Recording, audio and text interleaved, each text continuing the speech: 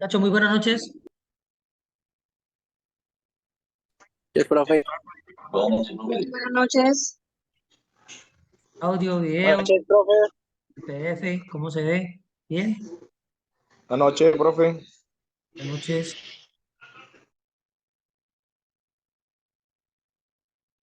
Bueno, aquí. El profe Julián ya llega. Muchachos, hoy les envié los temas. Digamos, cómo vamos hasta el momento en los temas, ¿cierto? Vuelvo y les reitero, les digo, tenemos que estar al 100%. Necesitamos hacer el simulacro y necesitamos hacer la verificación de ese simulacro, pero se nos está quedando el tiempo corto. Ya nos faltan mes y medio, mes y medio. Mes y medio se transforman como en 20, 25 clases nomás, ¿cierto? Digamos 30 clases, pero necesitamos ver temas como perfil, tenemos que reforzar lo que tiene que ver con competencias ciudadanas, tenemos que ver razonamiento cuantitativo. Entonces, el día de mañana tenemos nuevamente clase de, digamos, un refuerzo de lectura crítica, que siempre le he dicho que es la esencia, la base de esto es estudiar lectura crítica, estudiar competencias ciudadanas, porque tiene que ver con constitución y normas. Esta es la base de todo, ¿cierto? Ya el complemento es, digamos, lo que tiene que ver con perfil y lo que tiene que ver con razonamiento, esto es un complemento. Pero en realidad la esencia de todo el examen está en lectura crítica. Entonces, los temas que hemos visto hasta el momento es Constitución, Derechos Humanos. El Derecho Humano ya llamó un proceso, digamos, hoy culminaría la clase de Derechos Humanos con el profe Julián. La ley 599, el Código Penal, ¿cierto? Vimos todo lo de la conducta punible, vimos el refuerzo y hasta hicimos un ejercicio que era didáctico con muñequitos, algo como bastante, digamos, escuelero, como a mí me gusta, así como a la antigüita y para reforzar este tema, ¿cierto? La 906 que era ese complemento, digamos, el Código Penal y el otro el procedimiento penal. Aquí les pongo, digamos, en base a lo que van a evaluar, las atribuciones del fiscal, los órganos de policía judicial permanente, excepcionales, los otros son transitorios, ¿cierto? Elementos materiales probatorios, la cadena de custodia, el traslado de contenedor, la- el- las atribuciones del perito, las actuaciones del perito. Y esto, vimos lo que es la ley 1098, la ley 1407, 1407 y la ley 1755, ley 1801 y la 2179, 1952. La 2196 quiero que la volvamos a ver un pedacito. Y la 1801 también, que quiero que volvamos a ver de la 1801, lo que tiene que ver con los comportamientos contrarios. ¿Listo? Y digamos, los que no están señalados con color rojo, nos faltan.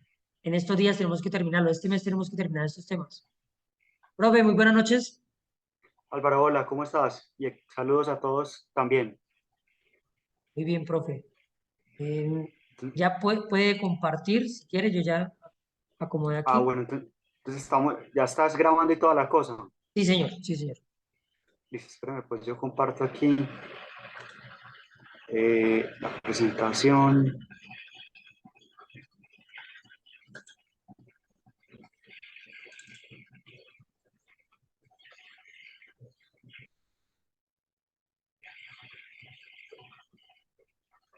Espérame alguna cosa. Ah, aquí listo. Me avisan si ya ven la presentación entonces. No, aún no. ¿No la están viendo? No, no sé, profe. Solamente ver la pantalla de su computador. No, ese es el mío. Espera. Esperen un minuto, ¿por qué no se está viendo? Eh, a ver, yo miro si así. Ahí la ven, No, profe, no se ve. no se ve. No, Espero lo cambio aquí. Y lo ponemos acá.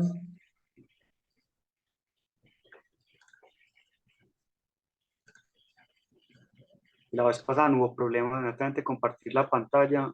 Pude Muestre, hacerlo. vuelva a compartir, profe. Voy a compartirlo. Listo. Voy a compartir primero la diapositiva y si no, comparto otra cosa. No, no, ya ahora sí. Que era Ya porque sí yo estaba se. compartiendo. Yo estaba Ah, compartiendo. bueno, listo. Esperen, pues si comparto de una vez el sonido, porque hay que poner videos y todo esto. Eh, compartir sonido ya. Listo, entonces lo voy a poner en pantalla completa. Ustedes me dirán si ya se ve. Listo. Si quieren, si se ve bien, me dicen y arrancamos entonces.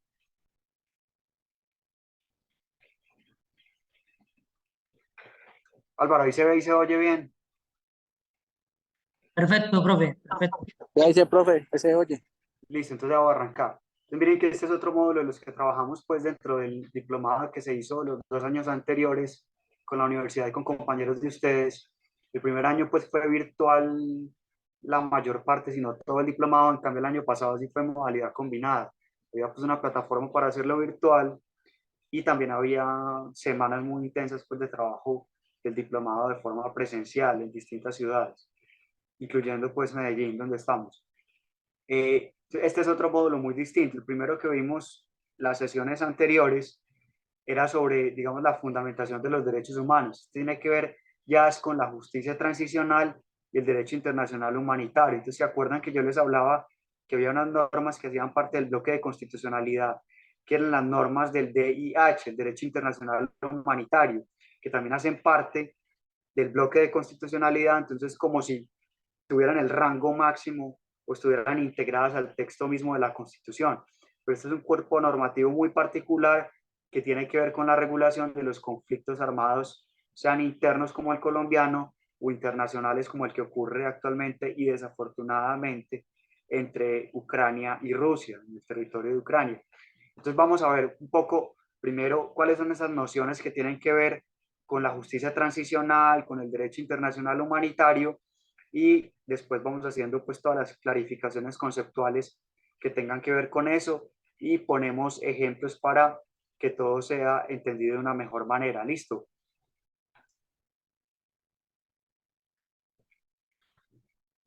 Entonces, vamos a hacerlo como lo hicimos en las sesiones anteriores. Vamos a distinguir primero dos términos en latín, el ius ad velum y el ius in velo, para poder después centrarnos en aquello que es concretamente la justicia transicional. Entonces, pilas con esto, que es el ius ad velum. Ahí está la traducción en la diapositiva. Es el derecho a hacer la guerra o a emprender una guerra o a iniciar una guerra. Entonces, esto tiene que ver con un conjunto de, digamos, ideologías o doctrinas de carácter ético-político que tienen que ver con la guerra justa o la legitimación de la guerra. Cuando un grupo humano se cree legitimado, se cree con derecho a iniciar una guerra contra otro conglomerado humano. Vamos a ver que eso tiene una justificación que es problemática y que tiene que ver con las justas causas para, digamos, hacer la guerra. ¿Sí? Miren que hay 4 grandes causas que en la historia de la humanidad se han esgrimido para decir que un conglomerado humano, una colectividad, digamos, está justificado, tiene una justificación que dice ser válida para hacer una guerra. Entonces, la primera razón es la legítima defensa. La legítima defensa es cuando hay un grupo humano, puede ser un Estado-nación, que está recibiendo un ataque por parte de otro Estado o de parte de otro grupo o de otra colectividad, entonces se defiende de forma armada, colectiva, y eso es lo que llamamos legítima defensa. Entonces, el mejor ejemplo de esa categoría de una guerra justa es lo que está ocurriendo actualmente en Ucrania. Ucrania está esgrimiendo su derecho a la legítima defensa para defenderse, para contrarrestar esa invasión injustificada que está llevando a cabo Rusia como un estado agresor sobre el territorio ucraniano.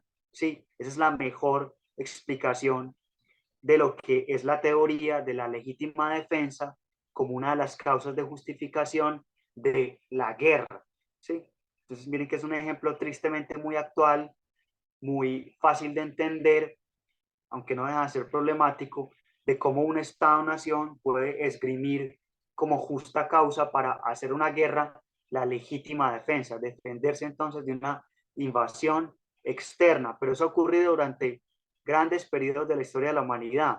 Cuando ha habido grandes imperios, no solo el ruso, no solo el chino, no solo los Estados Unidos, por ejemplo, las invasiones de la época romana, entonces, ¿qué hacían los, aunque no se llamara así, pues no estaba tan evolucionada la teoría, pero lo que hacían los territorios que no se querían dejar conquistar, por ejemplo, por el Imperio Romano, era de facto, en todo caso, esgrimir, esbozar, aducir la teoría de la legítima defensa para evitar ser conquistadas, aunque al final fueran o no conquistadas por el imperio de turno.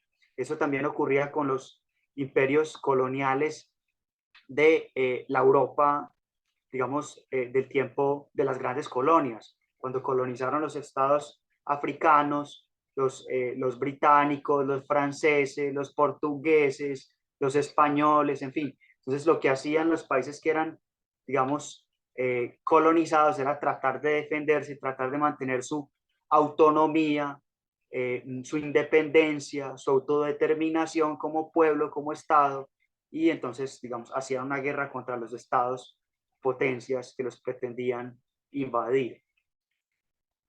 Ahora, digamos que esa es como la cara más, digamos, justificatoria de la legítima defensa. Ahora, eso también es problemático. Si lo hemos visto aquí en el contexto del conflicto armado interno colombiano, los grupos paramilitares también han aducido una legítima defensa para, digamos, ejercer como un poder paraestatal y contrarrestar el accionar de las guerrillas, por ejemplo, las FARC, el ELN, el M-19, en fin, todas las que ha habido, usurpando el monopolio de la fuerza por parte del Estado. Entonces, miren que es muy problemático también el hecho de uno esgrimir la legítima defensa, porque lo que hacían los grupos paramilitares no solo era usurpar, digamos, el monopolio del Estado por parte de la fuerza pública, sino también cometer delitos muy graves, pues, propasarse con la población civil que ellos, digamos, rotulaban como colaboradores de la guerrilla o de la insurgencia. Pues miren que es problemática esa legítima defensa. No es pues una teoría que sea, digamos, unánime ni que no tenga problemáticas de desproporción en cuanto a los grupos que la intentan usar.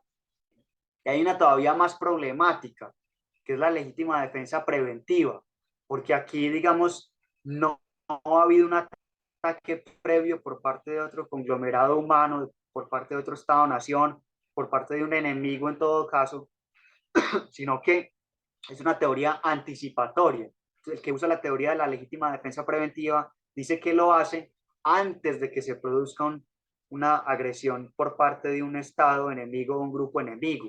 Entonces miren que es muy difícil de comprobar si realmente iba o no a haber un ataque inminente que justificara el uso preventivo o anticipatorio de la fuerza. Entonces eso ocurrió, para ponerles el caso, en la modernidad o en la contemporaneidad, cuando los Estados Unidos invadieron Irak, porque ellos aducían que Irak tenía armas de destrucción masiva y que Saddam Hussein posiblemente iba a hacer uso inminente de ellas.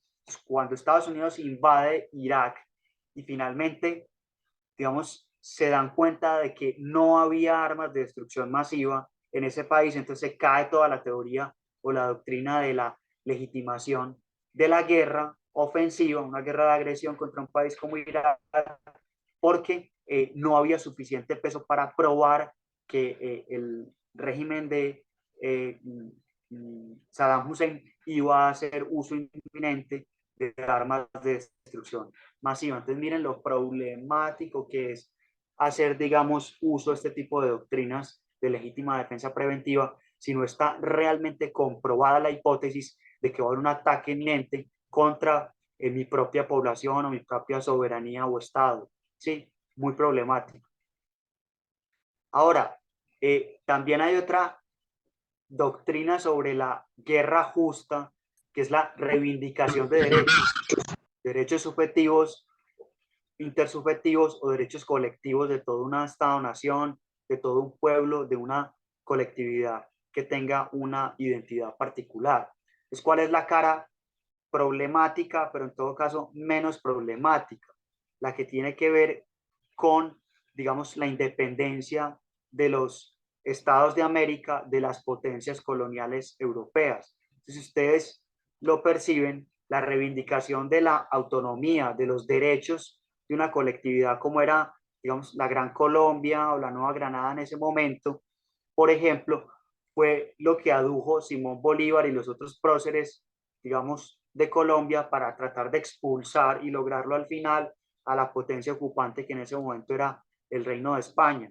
Ellos reivindicaron una independencia, unos derechos de los nativos que aquí vivían o de los colonos que aquí vivían para expulsar por la fuerza, es decir, a través de una guerra independentista, a quienes estaban, digamos, ejerciendo el control y el dominio sobre estos territorios. Eso ocurrió en toda la, digamos, la zona de Colombia, Venezuela, Bolivia, Ecuador, por Simón Bolívar y otros próceres, pero también ocurrió en el cono sur de América con San Martín, cuando, digamos, emancipó a Argentina, a Chile, a Uruguay y a los países del cono sur. Eso también ocurrió en Norteamérica con la guerra de independencia de los Estados Unidos de las potencias, pero en este caso británicas, ¿sí? Y entonces hay una pregunta muy importante que me hacen los estudiantes, claves, que es, bueno, ¿y eso habría podido lograrse a través de métodos no violentos? Y es una pregunta que queda abierta, es muy difícil de responder, porque lo que ocurrió, por ejemplo, en Canadá fue que las potencias británicas y francesas que dominaban a Canadá lograron, digamos, firmar de forma negociada pacífica la independencia de Canadá, pero porque antes había habido una guerra muy cruenta con los Estados Unidos. Entonces ellos evitaron entrar en otra guerra así de fuerte con otro país que pretendía independizarse, que era Canadá, evitando los antecedentes de perder una guerra como lo habían hecho ya con los Estados Unidos. Entonces es muy difícil de saber si habría habido margen de maniobra para, digamos, lograr la independencia de los países de América sin haber incurrido en una guerra de reivindicación de derechos o de autodeterminación de los pueblos. Hasta ahí estamos claros. Ahora, ¿cuál es la cara más compleja de esta doctrina de reivindicación de derechos? La cara más compleja es que si ustedes lo ven con precisión, todos los, digamos, movimientos guerrilleros que ha habido en Colombia, el EPL, el M-19, la guerrilla de las FARC y la que todavía opera, que es el ELN, en su conjunto han alegado una doctrina de reivindicación de derechos para hacerle la guerra al Estado colombiano. Entonces, lo que han dicho todas estas guerrillas, palabras más o palabras menos, más allá de sus, digamos, vertientes particulares, es que el Estado colombiano es un Estado que no ha logrado, digamos, satisfacer los derechos socioeconómicos de la población y no ha logrado expandir la democracia suficientemente en todas las regiones y que por lo tanto ellos, digamos, se arrogan el derecho de forma armada de intentar deponer al poder constituido legítimamente e implantar un nuevo orden que ellos consideran más justo, más igualitario, más democrático, etc. Entonces, miren cómo es de problemático también reivindicar esta doctrina de la reivindicación de derechos individuales o colectivos, porque miren que esto puede causar un problema de desestabilización interna también, porque se generan grupos guerrilleros no solo en Colombia, sino un problema pues generalizado en el continente, que intentan derrocar al Estado para implementar o implantar un nuevo orden que según ellos pues pretende, digamos, hacer mucho más efectivos los derechos socioeconómicos, culturales y profundizar la democracia en la región, el continente en general o en particular en los países donde hacen presencia. ¿Sí? Y finalmente hay una doctrina incluso todavía más problemática de legitimación de la guerra, que es una guerra de carácter punitivo. Punitivo es como un castigo. Entonces miren que eso lo hablábamos con un ejemplo que poníamos en las sesiones anteriores, que cuando la guerra se hace como castigo o como sanción, entonces es una guerra que está enteramente legitimada simplemente por el hecho de uno haber recibido una agresión anterior, una agresión que ya no es inminente, una agresión que ya se terminó, pero entonces yo voy a castigar colectivamente a mi enemigo y a la población enemiga por haberme causado unos daños que yo considero injustificados. Entonces eso fue lo que hizo el Ejército Rojo de la Unión Soviética cuando finalmente todos los aliados lograron, digamos, derrocar al poder del ejército nazi, nacionalsocialista, pues lograron reducir a los nazis, lograron entrar en Alemania y lo que hizo el ejército rojo fue, digamos, matar, torturar, violar, cometer ejecuciones extrajudiciales contra los comandantes nazis como una guerra de punición o de castigo como consecuencia o como retaliación o como venganza porque los nazis habían intentado invadir a la Unión Soviética cuando tenían, digamos, a su favor digamos, la correlación de fuerzas durante la Segunda Guerra Mundial, ¿no?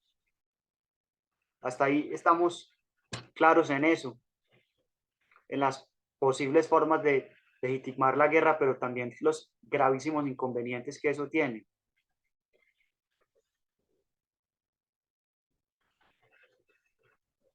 Hey, ¿algún retorno para saber si seguimos, si no seguimos? Sí, claro, profe, claro. Listo, yo le pido sobre todo el favor a Álvaro que si, digamos, todo está claro, que me dé luz verde para saber, pues, si sigo avanzando, porque miren que esto es virtual y es difícil, pues, uno saber si, digamos, los conceptos están siendo claros para ustedes. Ahora, hay otra cosa que es muy importante, aquí otro concepto que es, se relaciona mucho, pero que es opuesto, que es el jus in bello.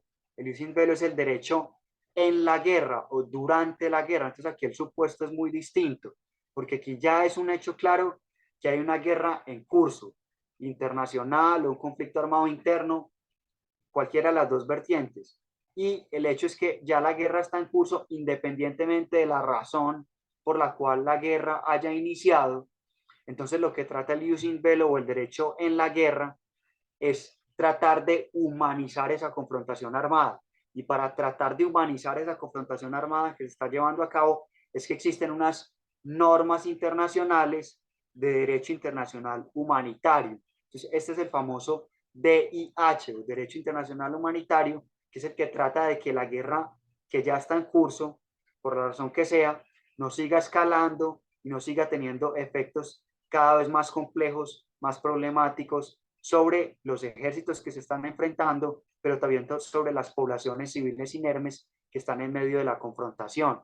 Entonces, por eso es que existen tres principios básicos de derecho internacional humanitario, que son los que tratan de llevar, digamos, a la práctica esa pretensión de humanizar la guerra, de humanizar los conflictos armados internacionales o internos. El primer principio es el principio de distinción, es decir, los combatientes que ya, digamos, están en conflicto armado tienen que evitar al máximo posible, es decir, tienen prohibido, digamos, utilizar todo el aparataje armado en contra de la población civil. Hay que distinguir los combatientes enemigos de la población civil del Estado enemigo, por ejemplo, y las acciones militares y bélicas no se pueden dirigir contra la población civil porque entonces estaría rompiendo el principio de distinción.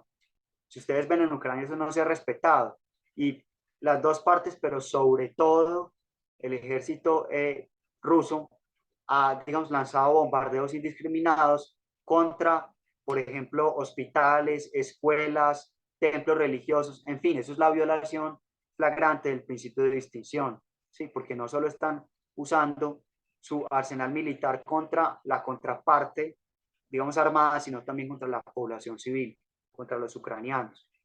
Ahora, también está el principio de humanidad. El principio de humanidad es que si bien las acciones armadas se deben llevar a cabo exclusivamente contra, digamos, las fuerzas militares y policiales y de seguridad en general de la contraparte, una vez, digamos, hayan sido puestas digamos, en estado de indefensión o desarmados, los combatientes enemigos, a los combatientes enemigos que están desarmados, no se los puede torturar, no se los puede ejecutar de forma sumaria o extrajudicial, no se los puede tratar de forma cruel o inhumana, porque siguen siendo seres humanos. Entonces, si eso ocurre, pues hay una violación del principio de humanidad, porque aun cuando sean personas que hicieron parte o hagan parte de las Fuerzas Armadas enemigas, cuando ya no están representando un peligro, ya no hay un combate armado, no se las puede tratar con inhumanidad, crueldad, matarlos, torturarlos, en fin, eso violaría el principio de humanidad, que quiere decir que todos, independientemente de quiénes seamos, somos seres humanos, tenemos una dignidad inherente, como lo veíamos, y por lo tanto esa debe ser respetada incluso en los combatientes enemigos o de la contraparte. Y eso aplica también para los conflictos armados nacionales o internos, es decir, con respecto a los combatientes paramilitares, guerrilleros o de cualquier naturaleza. Y finalmente, incluso contra las BACRIM también, aun cuando no tengan ideología política, sino que tengan simplemente una pretensión económica o de control territorial o poblacional. Y finalmente, hay un principio muy importante que hoy cobra mucha relevancia, que es que hay una prohibición de usar ciertos métodos de guerra, armas de destrucción masiva, armas de uso indiscriminado, armas biológicas, armas químicas. Ese tipo de armamento no se puede utilizar según los principios del derecho internacional humanitario. Entonces, por ejemplo, cuando el ELN sigue sembrando minas antipersonal, viola el principio de prohibición de ciertos métodos de guerra, porque es un ataque, digamos que, o un arma que puede ser, digamos, afectar de forma indiscriminada, no solamente a los combatientes enemigos, en este caso a la fuerza pública, sino también a la población civil, a los campesinos, a los indígenas, a los negros o al que sea. Sí, pues violan el principio de prohibición de métodos de guerra. O por ejemplo, el ELN viola el principio de distinción cuando comete ataques contra los oleoductos, que es una práctica muy característica de ese grupo guerrillero. Los oleoductos no hacen parte, digamos, el aparataje de la fuerza pública, sino que llevan, digamos, petróleo a las distintas regiones del país, viola el principio de distinción. O lo que sea las FARC cuando secuestraba incluso miembros de la fuerza pública y los tenía ahí en cautiverio en la selva durante años y años. Eso viola el principio de humanidad. ¿Sí? Ese tipo de prácticas de los grupos armados ilegales pues violan distintos principios del DIH. O cuando los grupos paramilitares decían que X población era una población con un, digamos, proclividad por la subversión e iban y se tomaban el pueblo y hacían ejecuciones sumarias, hacían masacres indiscriminadas, eso viola el principio de distinción. En fin, ese tipo de cosas. Y, digamos, en escala internacional, si el ejército ruso llegase a usar armas de destrucción masiva, aun cuando sean armas nucleares tácticas, eso está prohibido por derecho en la guerra, porque eso deshumaniza el conflicto armado, hace escalar mucho más la confrontación, violaría ese principio internacional de derecho internacional humanitario. Ojo que los ucranianos también lo han hecho y también a escala menor han torturado, ejecutado sumariamente a algunos de los prisioneros de guerra rusos. Pues para que vean la complejidad de lo que es un conflicto armado, bien sea internacional o interno. Hasta ahí, la teoría y los ejemplos hacen que ustedes tengan claros pues la diferencia entre jus ad bellum y jus in bello, derecho a hacer la guerra versus derecho en la guerra o durante las confrontaciones armadas. Sí, profe, una consulta.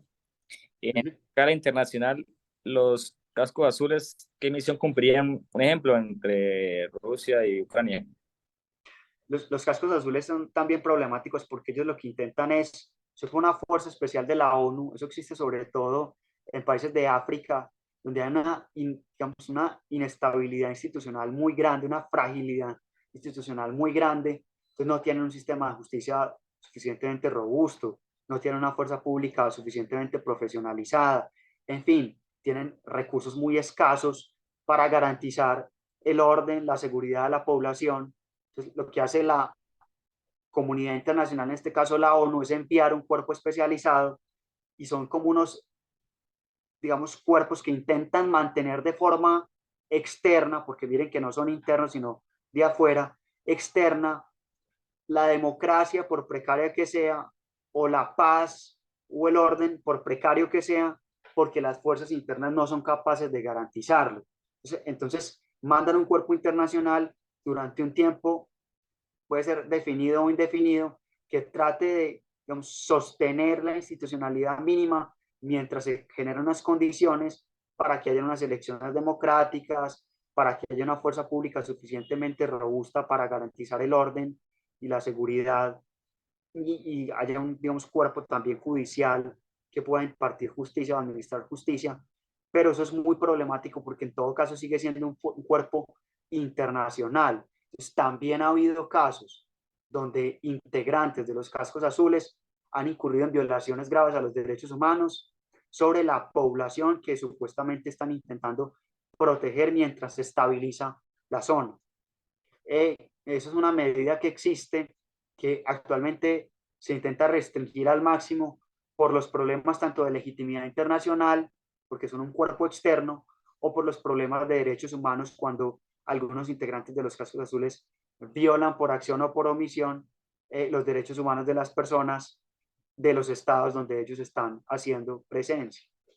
Pero es una medida internacional que existe y se ha aplicado en algunos estados y, digamos, tiene también una funcionalidad práctica, como les digo, cuando los estados tienen una institucionalidad mínima, mínima, eso no se ve ni siquiera en países de América, salvo en Haití. En Haití ustedes ven el caso, es extremo y solamente ahí se ha intentado, digamos, en algunos periodos de la historia reciente, legitimar el envío de cascos azules, pero durante periodos muy particulares, para no, digamos, socavar la legitimidad y la autodeterminación de un pueblo y de un Estado-nación.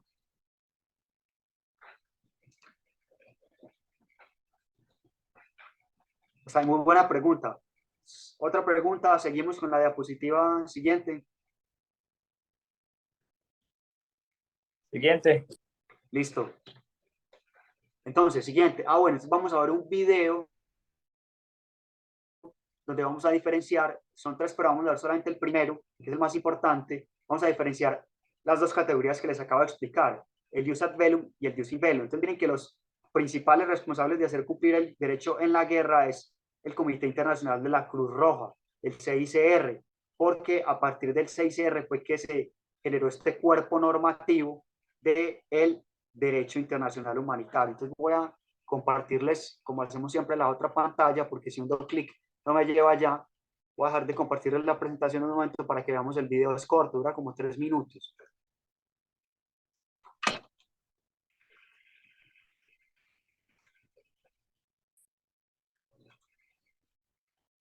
Espérenme, yo abro.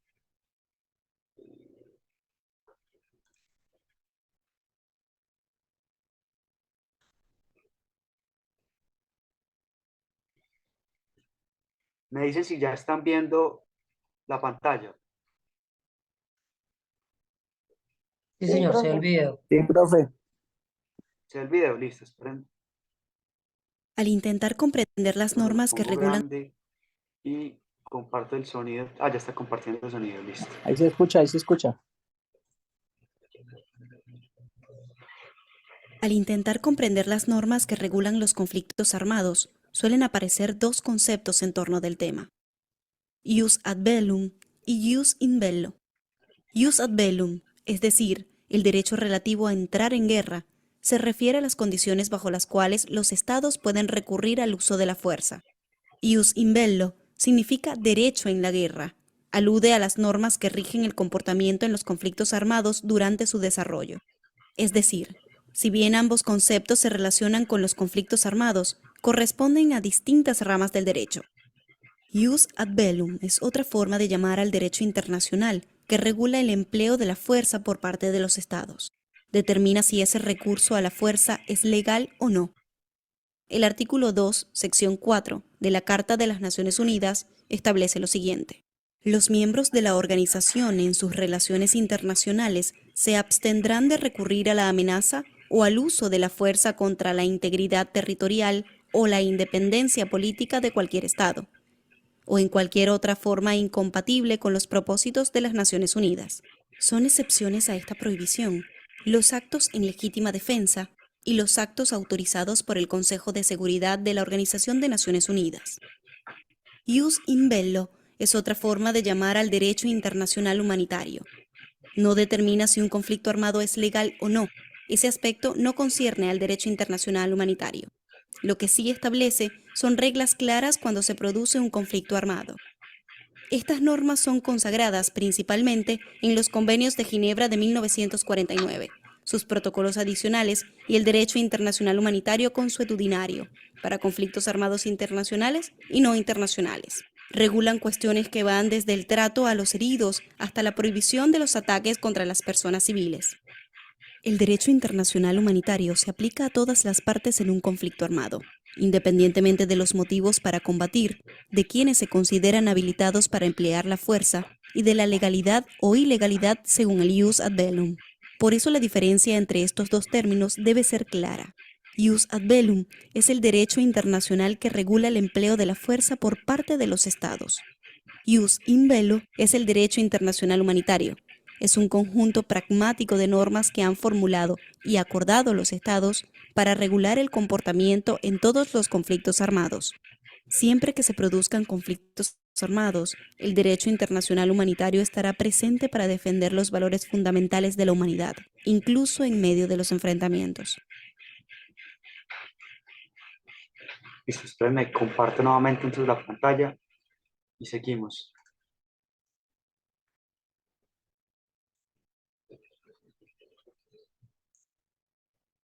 Me dicen si ya se ve.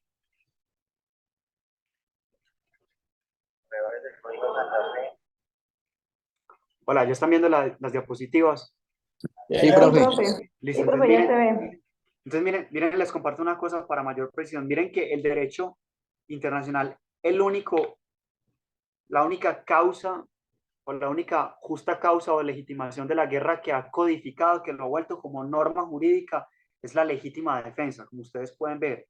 Las otras son tan problemáticas que el derecho internacional, digamos, no las toca porque, digamos, es muy difícil de que no se sobrepase o no se use ese tipo de argumentaciones para incurrir en una guerra con la complejidad que eso tiene. La única que se ha regulado probablemente es la legítima defensa para casos como el que ocurre en Ucrania. Y aun cuando Ucrania se esté defendiendo amparada en la legítima defensa, miren que ya ha entrado en curso la guerra, igual han incurrido, aunque en menor medida, con, digamos, quebrantamientos de los principios del derecho internacional humanitario.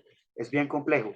Les pongo un caso para ser ecuánime también a nivel nacional. Por ejemplo, cuando yo sé que ustedes son fuerza policial y no militar, y por eso, digamos, sé que no tiene que ver estrictamente con ustedes, pero cuando se ha comprobado que ha habido ejecuciones extrajudiciales por parte de miembros del ejército, de población que se hace pasar como combatientes de las guerrillas y no lo son, eso es claramente una violación del principio de distinción del derecho internacional humanitario.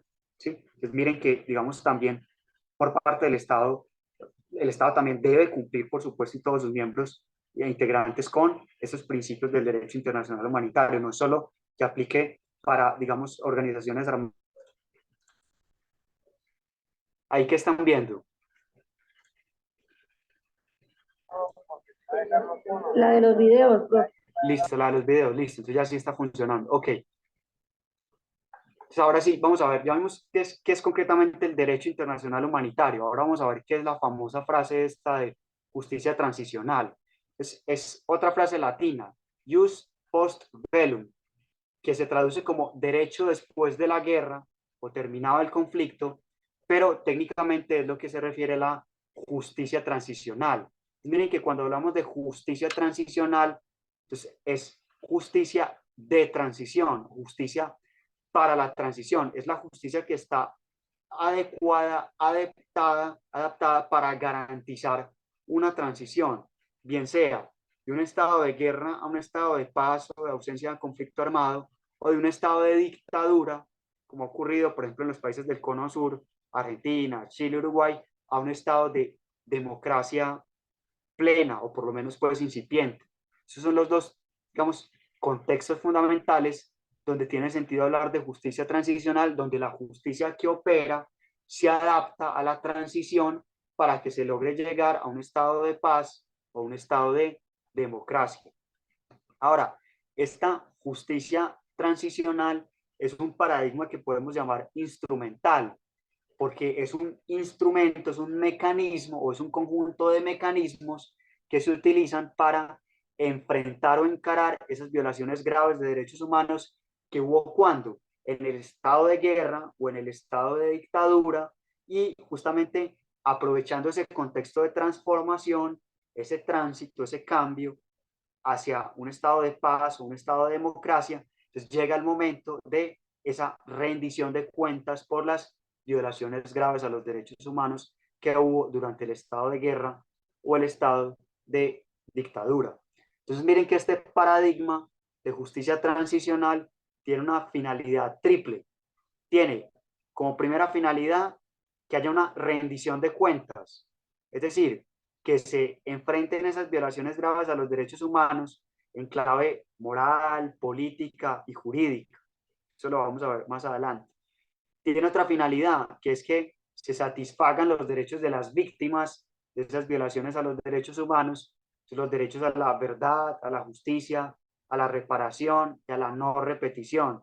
Eso lo vemos más adelante. Y como les insisto tanto, la tercera finalidad es que se consolide la transición, que se consolide la paz, que se consolide la democracia, porque eso es lo que garantiza que no haya un contexto sociopolítico generalizado donde se violen los derechos humanos de los ciudadanos. ¿Listo?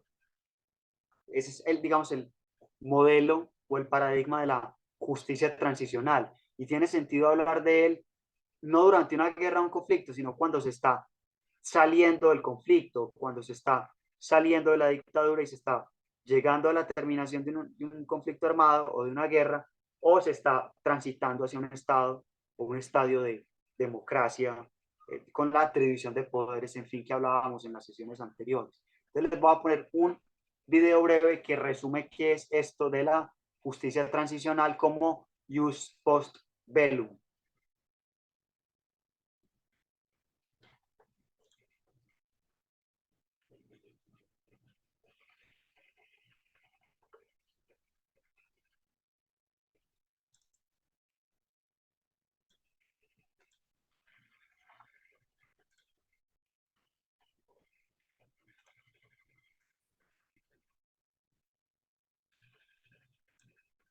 Hola, hoy voy a contarles en 2 minutos qué significa este cuento de la justicia transicional. Imaginémonos que a un ciudadano común y corriente le han vulnerado sus derechos. Esto puede pasar por muchas causas, pero supongamos que el ciudadano ha sido objeto de violencia física o que lo han extorsionado, que lo han amenazado o incluso que ha visto cómo le asesinan a algún familiar o un ser querido. Pues bien, este ciudadano podría acudir ante los jueces, ante la justicia, para hacer valer sus derechos e incluso para buscar una reparación. Pero ¿qué ocurre si en determinados casos estas violaciones se producen de manera masiva? Es decir, si son muchos los ciudadanos que han visto vulnerados sus derechos. Esto normalmente solo ocurre en una dictadura, en donde el régimen se vale del uso de la fuerza para mantenerse en el poder, o en casos que, como el colombiano, hay varios grupos ilegales enfrentados con el Estado en un conflicto armado interno. Es solamente para estos casos de violencia generalizada para los cuales se inventó la justicia transicional. Se trata de medidas que son extraordinarias, que son fuera de lo común, para hacerle frente a una situación que también es fuera de lo común. Es como si pusiéramos en una balanza una receta que comprende ingredientes de justicia, por supuesto, pero también que incluye ingredientes de esclarecimiento de la verdad, de búsqueda de la verdad, qué fue lo que ocurrió en esas violaciones graves y masivas a los derechos humanos, y se le incluye un ingrediente muy importante de reparación. Con todo eso, lo que se busca es que se pueda lograr hacer tránsito hacia la paz. Y ojalá que esa situación de paz no tenga retorno, es decir, que perdure en el tiempo para que no haya una repetición de las violaciones graves, masivas a los derechos humanos. Esto es lo que comprende la justicia transicional. Listo, vuelve y comparte entonces la pantalla de las diapositivas. Me dicen si la ven y si tienen preguntas para pasar a la diapositiva siguiente. ¿Quedó claro un poco el concepto de qué es lo que es?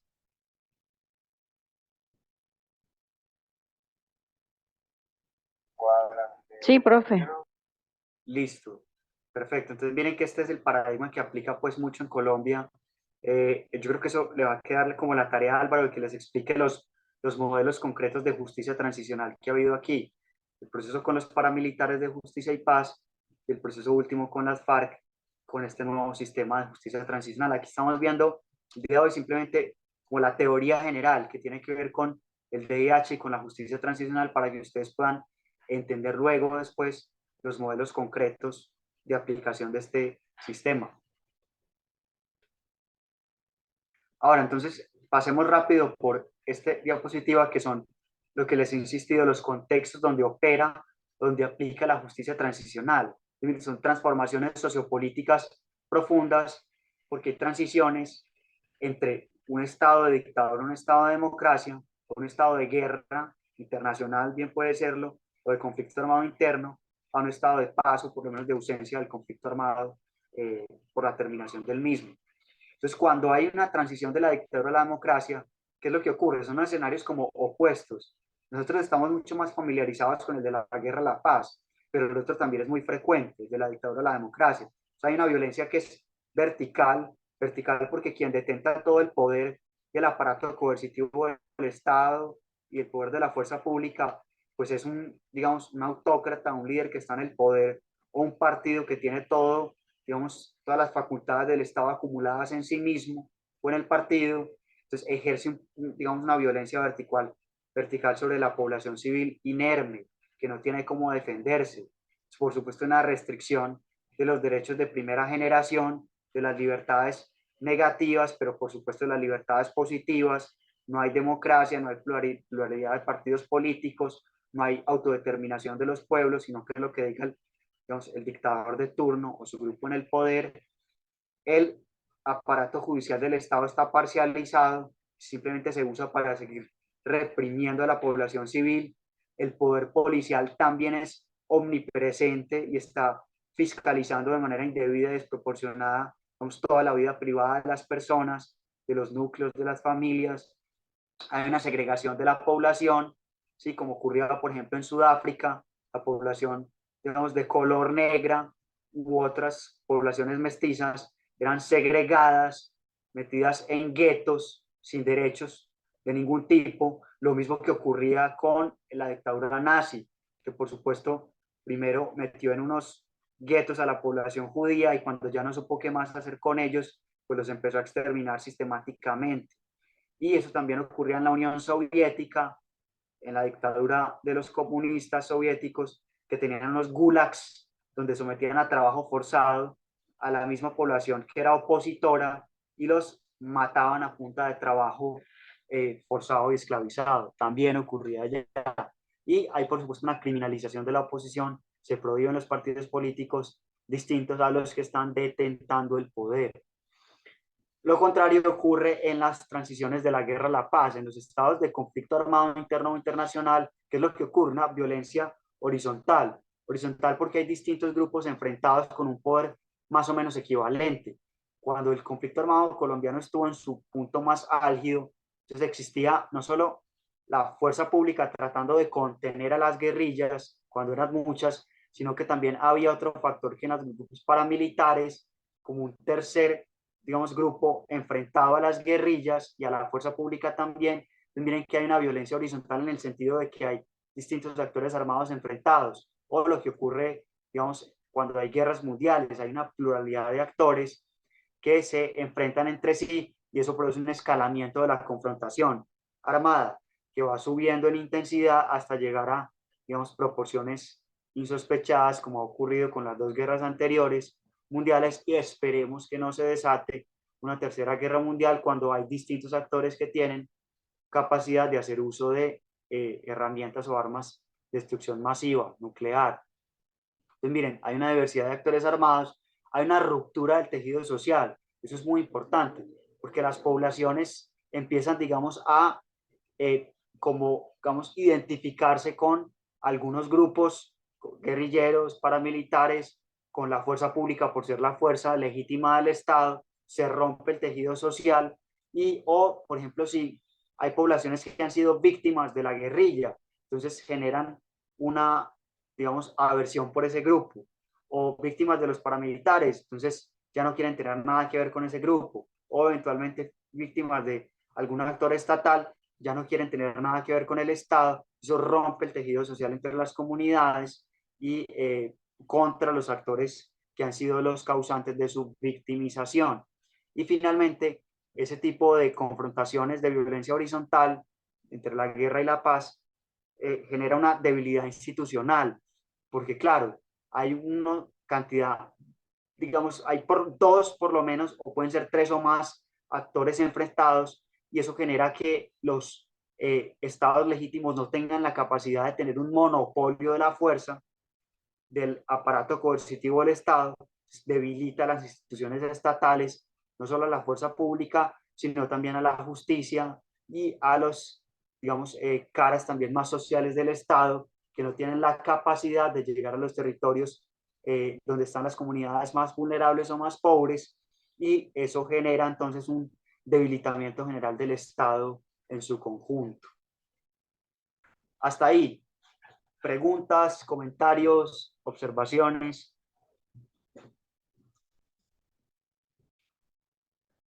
Listo, entonces démosle paso a la diapositiva siguiente.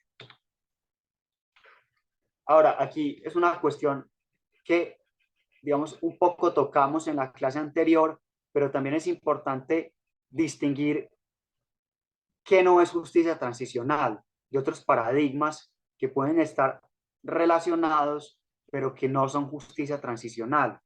Por ejemplo, la justicia distributiva. ¿Se acuerda cuando hablábamos de los derechos sociales, económicos y culturales que descansaban sobre el paradigma de la justicia distributiva? Entonces, este es un paradigma holístico, porque es la bien llamada, porque está bien llamarla así, justicia social, que es un paradigma que tiene que ver con, no con las violaciones graves a los derechos humanos, sino con, digamos, el reparto equitativo de los bienes comunes escasos en una sociedad determinada. Entonces, tiene que ver con todos los miembros de la sociedad, que haya un equilibrio material en los integrantes de la sociedad, que haya un reparto equitativo de los bienes comunes y los bienes escasos, para que se haya o se materialice una justicia social mínima entre todos los integrantes de una sociedad determinada. Esto es lo que llamamos justicia distributiva. Eso lo veíamos las sesiones anteriores, y este es como, digamos, el paradigma sobre el cual descansa ese conjunto de normas jurídicas que tienen que ver con los derechos sociales, económicos o socioeconómicos y culturales. Este es el trasfondo. Sí, la justicia distributiva, que haya una repartición equilibrada, equitativa, proporcional de la riqueza, de los bienes materiales que tenemos en un determinado estado como el colombiano, para que haya una justicia social mínimamente, digamos, garantizada de todos los integrantes de la sociedad civil. Pero esto tiene en todo caso, digamos, distintas vertientes, porque hay distintos criterios de repartición. Y les pongo un caso concreto para que veamos lo problemático. Digamos, hay criterios de necesidad, criterios de mérito y criterios de utilidad para hacer esa repartición de los recursos comunes escasos. ¿Cuál es el ejemplo que yo les pongo a los estudiantes? Miren que es, digamos, no hay salidas correctas, son simplemente dilemas que se presentan. Si tenemos una flauta, tenemos solamente una flauta, esa flauta se la vamos entonces a entregar a un niño que no tiene juguetes, es decir, criterio de necesidad, él no tiene más juguetes, le entregamos la flauta al niño que no tiene juguetes, o le entregamos esa sola flauta al niño que construyó ese instrumento musical por haberlo construido, entonces criterio del mérito, o le entregamos esa flauta al niño que la sabe tocar, el criterio de utilidad. Él puede que tenga otros juguetes, puede que no la haya construido, pero es el que la sabe tocar. Entonces, ¿a qué niño le entregamos esa flauta? Entonces, utilizamos criterios de necesidad, criterios de mérito, criterios de utilidad. Entonces, eso es lo que, los tres criterios son válidos, los tres criterios son legítimos, pero no se pueden, digamos, aplicar a la misma vez, dependiendo de la orientación política de los gobiernos de turno. Que los gobiernos le dan prioridad más a los, digamos, criterios de necesidad, a los criterios de mérito, a los criterios de utilidad. ¿Sí me entienden? Así es como opera esto, y no son criterios, digamos, errados, todos son perfectamente válidos, todos tienen un trasfondo de legitimidad en la justicia distributiva, pero dependiendo de la sensibilidad política del gobierno o del gobernante de turno, pues le da mayor prioridad a alguno de estos criterios. ¿Hasta ahí estamos claros?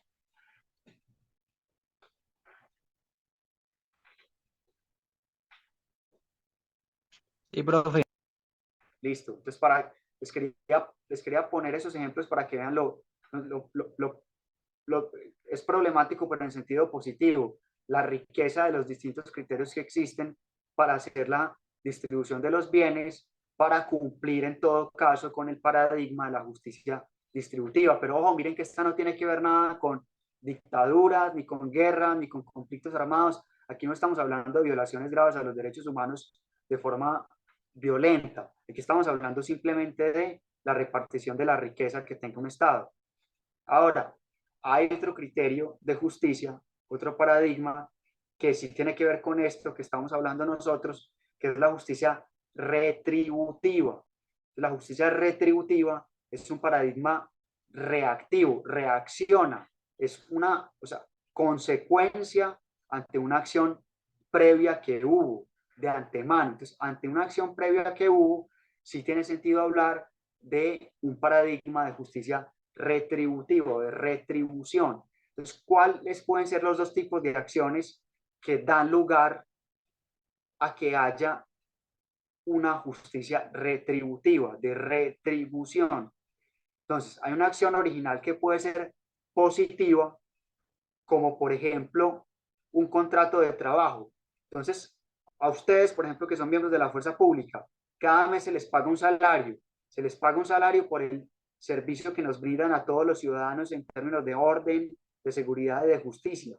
Entonces, ese salario que ustedes reciben a cambio es una retribución por el servicio que ustedes prestan. Entonces, ese es un paradigma de justicia retributiva. Ustedes ofrecen una prestación de un servicio que es un bien para la comunidad, que es constructivo, que sirve, que nos, digamos, garantiza seguridad, orden y justicia. Entonces hay una retribución por parte del Estado en términos de un salario y otras prerrogativas o prebendas que ustedes tienen, pues, pero para simplificar, un salario. O yo cuando doy clases en la universidad, ¿sí? Cuando doy clases en la universidad y se termina el mes, me pagan a mí también un salario por ese esfuerzo que yo hago educando a los alumnos.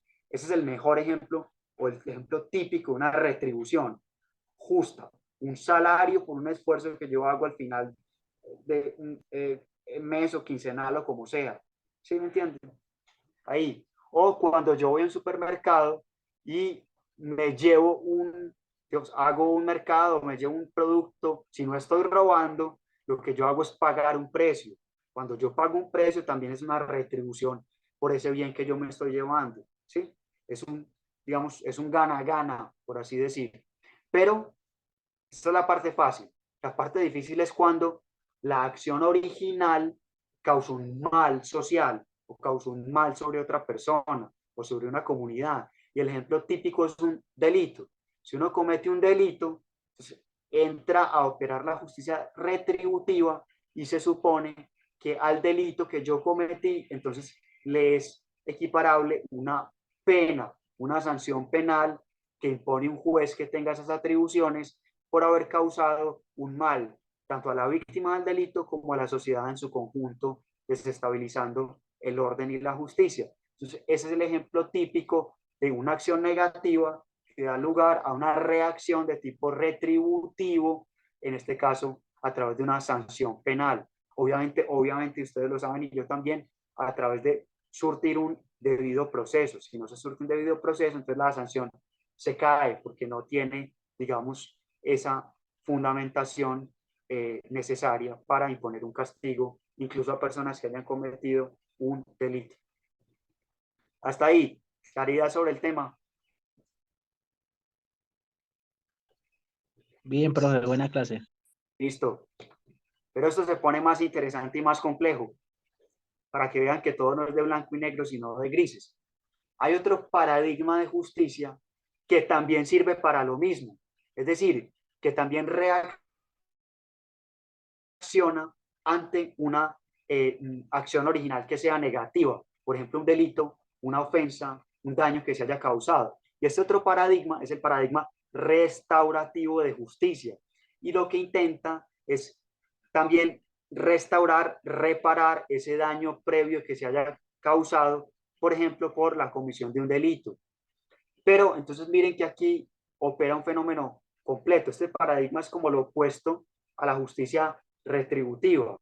Esta justicia restaurativa parte del mismo supuesto, porque el supuesto es que se causó un daño, una ofensa contra una víctima o contra la comunidad. Eso lo tienen en común, pero la diferencia es cómo, digamos, reaccionar, cómo tratar ese daño, esa ofensa, ese delito que se llevó a cabo. Entonces, lo que trata el paradigma restaurativo es que, digamos, haya una restauración o una reparación de ese daño que se causó. Entonces, lo que se le exige aquí al ofensor o al agresor, digamos, al delincuente o al criminal, si lo queremos ver así, no es que vaya a prisión y, digamos, se le imponga un castigo retributivo, ¿sí? Como lo veíamos antes, sino que lo que se le exige al agresor, al ofensor o al delincuente es que restablezca esos lazos sociales rotos y ese daño que causó con ese mal comportamiento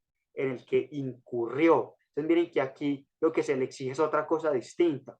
Lo que se exige no es que se le lleve a prisión, ¿sí? Sino que él actúe de forma propositiva, reparando en todo caso el daño causado a la víctima o a la comunidad en su conjunto. Porque en el fondo lo que este paradigma quiere es que se restablezcan los lazos sociales que se rompieron, que se resquebrajaron al momento de que una persona de forma injustificada o un grupo causó un daño sobre una víctima o sobre una comunidad en su conjunto. Y miren que hay aquí otro tipo de, digamos, exigencias muy distintas, porque cuando uno va a prisión no le exigen nada, vaya a prisión y punto, así no repare el daño, no reconozca la responsabilidad, nada, va a prisión y punto. Esa es la forma retributiva de entender el asunto. La forma restaurativa de entenderlo puede que sea, listo, lo importante no es tanto llevar a prisión a la persona que causó un daño, sino exigirle cómo es que va a reparar, cómo es reconocer la responsabilidad sobre lo que dice,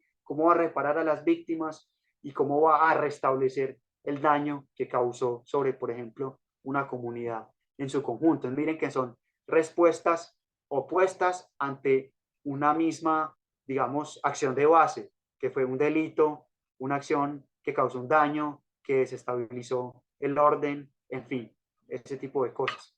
Vamos a ver un Siempre video. tiene que reparar, profe. Sí, Sí claro, o sí tiene que sí haber o un sí tiene que reparar. correcto. Vamos a ver un Y se, video.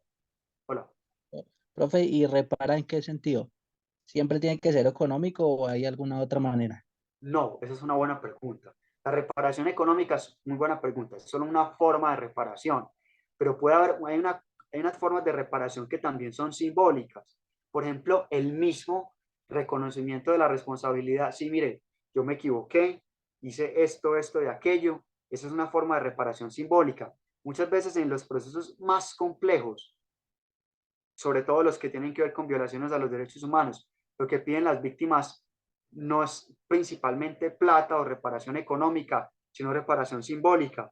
Por ejemplo, bueno, usted desapareció a un ser querido mío, dígame dónde está o ayúdeme a encontrarlo. Es un tipo de reparación muy importante y que es simbólica, no siempre tiene que ser material. Bueno, en este pueblo hubo una masacre muy problemática por parte de los paramilitares, o este pueblo se lo tomó la guerrilla en su momento cuando hacían ese tipo de acciones contra la fuerza pública y la comunidad. Entonces, bueno, vamos a erigir un monumento en reconocimiento a ese daño que ustedes causaron con esa acción armada ilegítima, ilegal y violatoria de los derechos humanos de la población que fue objeto de eso. Ese tipo de medidas, miren que eso no son económicas y muchas veces son incluso más importantes y son más exigidas por las mismas víctimas de una reparación económica propiamente dicha. Ese tipo de cosas. ¿Listo? Entonces vamos a ver un video que explica este paradigma de justicia restaurativo, que es como menos común. El retributivo es como más intuitivo. Uno sabe cómo opera. Veamos un video más sobre este tipo de justicia restaurativa.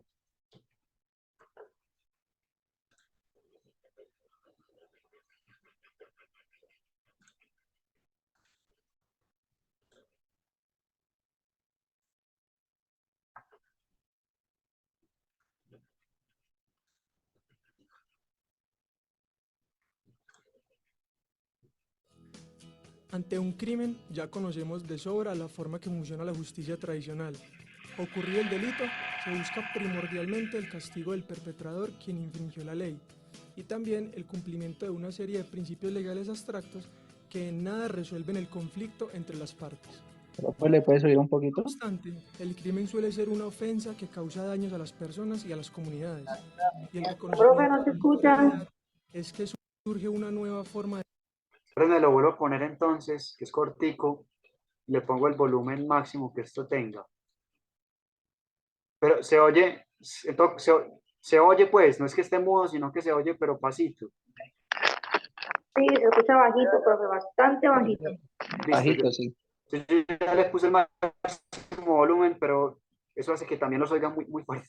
Ya voy a ponerle play.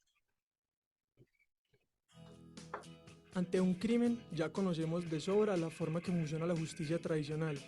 Ocurrido el delito, se busca primordialmente el castigo del perpetrador quien infringió la ley, y también el cumplimiento de una serie de principios legales abstractos que en nada resuelven el conflicto entre las partes. No obstante, el crimen suele ser una ofensa que causa daños a las personas y a las comunidades, y el reconocimiento de esta realidad es que surge una nueva forma de pensar la justicia, llamada restitutiva o compasiva. Aquí lo que se busca es que se repare el daño causado que pudo haber trastornado enormemente la vida de las víctimas y que sean las partes involucradas quienes tomen protagonismo en el proceso, pues son ambas quienes realmente importan.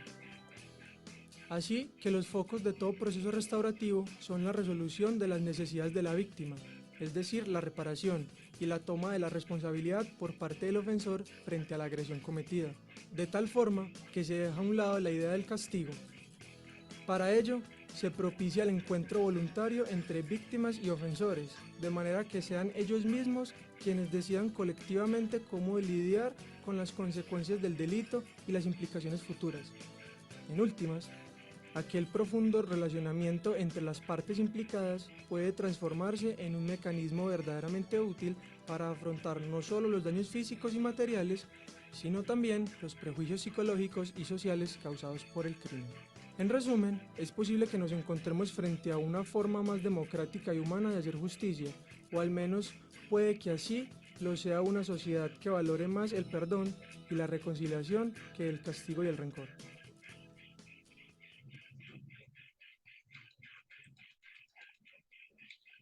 Listo, entonces vengan, vuelvo y comparto la presentación. Entonces miren, esto es lo que ocurre. Si ustedes ven, yo sé que ustedes han hecho procedimientos policiales a menores de edad. Sí, entonces miren que el sistema penal de adolescentes es muy particular, no se les puede llevar a prisión, por ejemplo, o están en unos centros especiales de reclusión, de resocialización, porque el paradigma sobre el cual descansa la responsabilidad penal de menores que han cometido delitos o han cometido infracciones, pues en todo caso, es sobre todo el paradigma restaurativo de justicia. Entonces miren que, digamos, esto no es simplemente una teoría, sino que en la práctica uno lo puede ver muy bien. Y eso sé que sea mucho, yo sé, es mucho más complejo para ustedes porque tienen que tener unas precauciones muy fuertes cuando, por ejemplo, ven un menor que los grupos armados ilegales o las bandas criminales o los combos están utilizando para la comisión de delitos, porque el paradigma es distinto, es mucho más restaurativo. Entonces no se puede, digamos, simplemente reprimirlos, procesarlos, llevarlos a prisión y ya, como ocurriría con un adulto como nosotros. Es un paradigma distinto y en ellos la justificación que hay detrás es que son personas que están en un proceso de formación, que no tienen un criterio todavía suficientemente claro sobre, digamos, el daño que están causando, están siendo instrumentalizadas muchas veces por, digamos, delincuentes o criminales con un prontuario pues mucho mayor, que sí saben bien qué es lo que están haciendo, pero que están utilizando a los menores para a través de ellos cometer delitos. Pero entonces sobre ellos la fuerza pública tiene que actuar de una manera muy distinta, no solo ustedes, sino los jueces también, cuando los van a, digamos, a procesar por los delitos o daños que hayan causado a la comunidad. Es un ejemplo, digamos, práctico de la cotidianidad de cómo opera el paradigma restaurativo. Ahora, todo esto para decirles que ambos paradigmas, el retributivo y el restaurativo, ambos aplican cuando se crean sistemas de justicia transicional concretos, como los que ha habido en Colombia, Justicia y Paz o el nuevo sistema integral de justicia transicional. Ambos paradigmas, digamos, son válidos y son valiosos y de hecho operan cuando hay sistemas de justicia transicional, porque si ustedes ven, el presupuesto es que ambos son maneras de responder ante las violaciones graves de los derechos humanos. Lo que pasa es que las respuestas son opuestas, son distintas, pero ante el hecho original, que son las violaciones graves de derechos humanos durante las dictaduras o las guerras, ambos tipos de sistemas pueden ser, digamos, utilizados cuando se crean mecanismos de justicia transicional para enfrentar esas violaciones a los derechos humanos. ¿Qué es lo que pasa? Lo que vemos aquí, que los mecanismos de respuesta son los opuestos. Entonces, si nos afincamos más en los paradigmas de justicia retributivo, entonces la reacción, ¿cuál es? Una reacción penal dura. Si hay un delito muy grave, que es un delito que tiene que ver con violaciones a los derechos humanos, como el secuestro, la tortura, las desapariciones, los reclutamientos forzados, en fin, ese tipo de delitos muy graves. Entonces, ¿qué nos exigen los mecanismos retributivos? Una sanción de prisión muy alta, ¿no? Por supuesto, una sanción de prisión alta, 50, 40, 30, en fin, y donde existen ese tipo de penas, prisión perpetua, o donde existen los tipos de, digamos, penas capitales o penas de muerte, pena de muerte. Pero cuando, digamos, nos afincamos más en el paradigma restaurativo, ante esos mismos hechos, secuestros, violaciones, masacres, reclutamientos, en fin, todo eso, ese paradigma lo que nos exige es otro tipo de respuesta distinta, ya no la prisión, sino lo que me preguntaban ustedes, ¿qué entonces? Reconocimientos de responsabilidad individual y colectiva, esclarecimiento de la verdad sobre los hechos del caso, reparaciones simbólicas y reparaciones materiales o económicas, compromiso de no repetición, compromiso con los programas de desarme, desmovilización y reincorporación a la vida civil.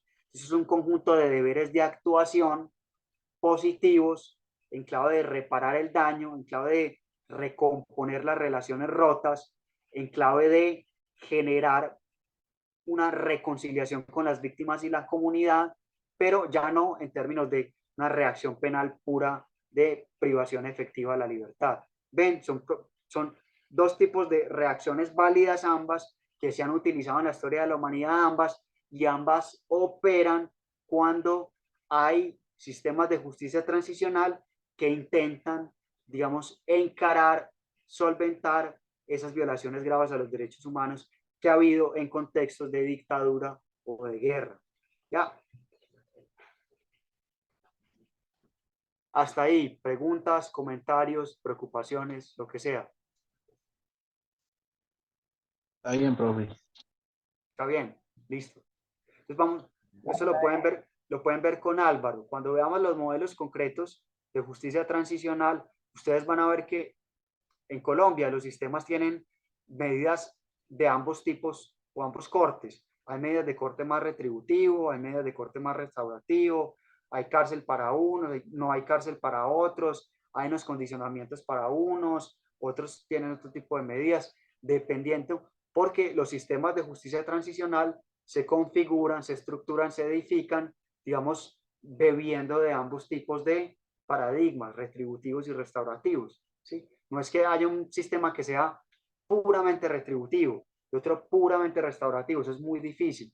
Casi siempre se estructuran combinando los dos tipos de medidas.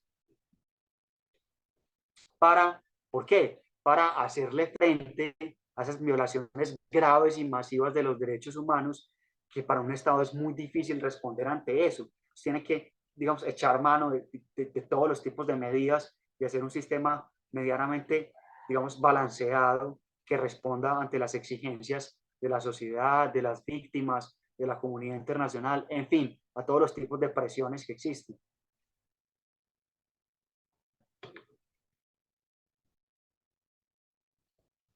Ahora, vamos a ver los principales derechos. Aquí, digamos, es como que cambiamos de cara. Ya vimos un poco cuáles son las exigencias de la justicia transicional. Ahora vamos a ver cuáles son los derechos concretos que tienen las víctimas cuando, digamos, se aplican esos escenarios de justicia transicional para solventar, encarar o afrontar esas violaciones a los derechos humanos que hubo en escenarios de guerra o de dictadura. Primerísimo derecho, clave, el derecho a la verdad. El primer derecho que es clave es el derecho a la verdad, porque sobre la base de conocer los hechos es que se puede, digamos, atribuir responsabilidad de cualquier naturaleza, moral, política, jurídica. Entonces, el derecho a la verdad es una exigencia de los procesos de justicia transicional y tiene que ver, digamos, es claro, con el esclarecimiento de esas violaciones graves a los derechos humanos. Entonces, digamos, es el trasfondo, esclarecer, conocer esas violaciones graves de los derechos humanos. Y tiene dos dimensiones, una dimensión individual y una dimensión colectiva. En la dimensión individual, lo que se pretende justamente es conocer esas circunstancias concretas de violaciones graves a los derechos humanos. Entonces, que las víctimas concretas, sus familias y sus seres queridos sepan, digamos, las modalidades de tiempo, modo, lugar, donde una persona fue ejecutada, no sé, extrajudicialmente, desaparecida, reclutada, secuestrada, en fin, todas las modalidades de violaciones graves a los derechos humanos, pero no en el sentido concreto. Una familia, un ser querido quiere saber qué pasó, por qué pasó, cuándo pasó, quién lo hizo, sobre, digamos, su ser querido. Y hay una dimensión colectiva. La dimensión colectiva no es conocer, sino comprender en un sentido ya conjunto las circunstancias estructurales que dieron lugar a que en una sociedad determinada hubiera un conflicto armado interno, hubiera una dictadura. Porque digamos, una cúpula militar derrocó al presidente de turno y se auspició en el poder durante, no sé, 10, 20, 30, 40, hasta 50 años, porque lo he sabido. Porque en Colombia se crearon 2, 3, 4, 5 guerrillas que intentaron en su momento cada una, digamos, derrocar al Estado, al poder establecido e implantar un nuevo modelo de gobierno y de Estado.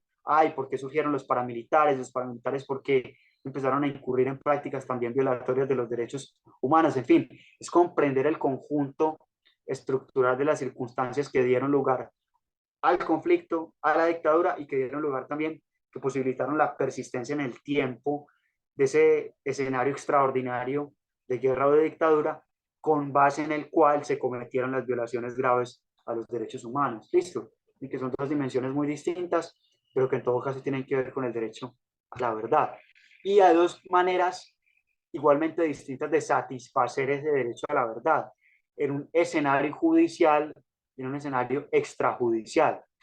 La verdad judicial se lleva a cabo en procesos igualmente judiciales, en la administración de justicia, y lo que trata es de reconstruir esos hechos de los casos concretos. Entonces, por eso es que el derecho a la verdad individual se satisface normalmente en el escenario de la verdad judicial, porque la verdad judicial, como lo dice el dicho, digamos, el que mucho abarca poco aprieta, esta aprieta mucho, es muy profunda, pero abarca menos, porque la verdad judicial lo que trata de ir al fondo de las violaciones concretas, particulares o específicas de violaciones a los derechos humanos. Por eso es muy exhaustivo. La verdad judicial es exhaustiva, va a lo profundo del caso, pero no tiene la capacidad de abarcar, digamos, lo que pasó en sentido amplio, las dimensiones estructurales que dieron lugar al conflicto o a la dictadura. En cambio, y por oposición, la verdad extrajudicial es la que tiene esa capacidad de clarificación global de las violaciones a los derechos humanos, y por eso hay instrumentos institucionales muy particulares que son las comisiones de la verdad, que ha habido en países que han sufrido dictaduras o guerras por igual. Se instituyen comisiones de la verdad. En Colombia la hay, también acaba de terminar sus labores, y esas comisiones de la verdad son instrumentos institucionales especializados para clarificar en un sentido global ese conjunto de violaciones graves a los derechos humanos que ocurrieron en los escenarios, digamos, extraordinarios de guerra, de conflicto armado interno o internacional, o en escenarios de dictaduras. Hasta ahí estamos claros. Profe, y si no se sabe la verdad, y entonces, No, pues si no se sabe la verdad, para eso está el derecho a la verdad, hay que buscarla, hay que tratar de, por todos los medios posibles, judiciales y extrajudiciales, tratar de, digamos, como de reconstruir las circunstancias o el caso concreto o las circunstancias estructurales que dieron lugar a esas, digamos, masivas y sistemáticas violaciones a los derechos humanos. Para eso existen cuerpos especializados en el aparato institucional, sea judicial o sea extrajudicial, que tienen esa labor concreta y específica. También, por ejemplo, hay una institución que se creó a raíz de este sistema actual de justicia transicional, que es la unidad de búsqueda de personas desaparecidas. Hay una unidad concreta y particular que tiene el Estado colombiano actualmente, que lo que hace día, tarde y noche, todo el tiempo, es tratar de buscar a las personas que están desaparecidas y encontrarlas, si están vivas muy bien, o si no, si están muertas, pues entregar los restos mortales a sus familiares. Pero el Estado no puede renunciar nunca a satisfacer el derecho a la verdad de las víctimas y de la sociedad en su conjunto. Profe, pero dicen que sí, la verdad, pero pues cada quien cuenta la verdad eso como, y pues un ejemplo como Popeye, que duró como 20 años diciendo sobre las bombas y todo lo que se ocurrió en esa época. a su conveniencia. No, sí, muy buena intervención, claro, eso es muy importante. Hay verdades, digamos, hay verdades que son plurales, hay distintos sectores que tienen distintas percepciones. La fuerza pública tiene una percepción, el sector empresarial tiene una percepción, los políticos tienen otra percepción, los religiosos tienen otra percepción, la guerrilla tiene una percepción, los paramilitares otro, las BACRIM otro, pero digamos, uno no puede sostener cualquier versión y ya. Esas versiones lo que hacen es contrastarse para determinar cuál es el mérito, cuál es realmente, digamos, el sustrato de veracidad, de razonabilidad, de racionalidad que tienen todas esas versiones. Y sobre esa base, entonces se depuran todo ese tipo de verdades en el escenario judicial o en el escenario extrajudicial. Por eso es que los funcionarios públicos lo que tienen que hacer es, digamos, depurar todo ese tipo de versiones que cualquier persona puede ir allá a advertir ante las autoridades públicas, o las organizaciones sociales tienen otras verdades, las organizaciones de víctimas tienen otras verdades. Entonces, si uno es víctima del Estado, tiene una verdad; si uno es víctima de las guerrillas, tiene otra verdad; si uno es víctima de los paramilitares, tiene otra verdad. Lo que tienen que hacer los funcionarios públicos es ser muy ecuánimes y depurar ese conjunto de versiones sobre lo que pasó en un conflicto armado o en una dictadura, para, digamos, llegar a ciertas, digamos, verdades que puedan ser institucionalmente defendibles, comprobables, verificables. Sí, eso es muy importante. Como el caso que ocurrió hace, bueno, ya 15 días, de un secuestro a un cerco humanitario. Exacto, correcto. Lo que tiene que hacer ahí, digamos, los funcionarios públicos, sobre todo de la rama judicial, es determinar, digamos, cuáles fueron las circunstancias fácticas, cuáles fueron los hechos del caso, para después calificar qué fue lo que pasó ahí, ¿sí?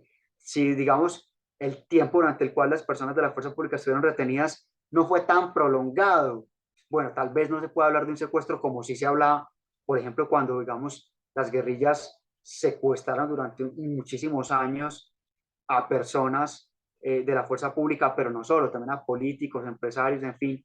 Entonces, claramente hay un secuestro, porque a muchos de ellos incluso los mataron cuando estaban en cautiverio, o se murieron por enfermedades contraídas en la selva, en fin, un tipo de cosas.